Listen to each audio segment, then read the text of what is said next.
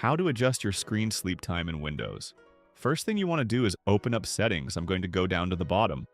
Down here, down to my little start icon, I'm going to right-click on my start icon, then I'm going to click on Settings. Now in the dialog box it opens up here, click on System, then Power and Sleep.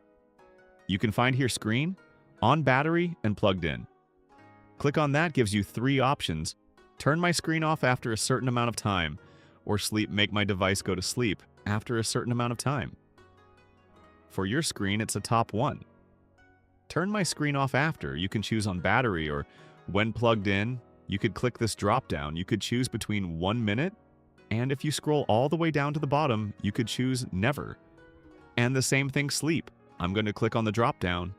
I could choose between 1 minute all the way down to 5 hours or never, but the very top one is specifically for your screen.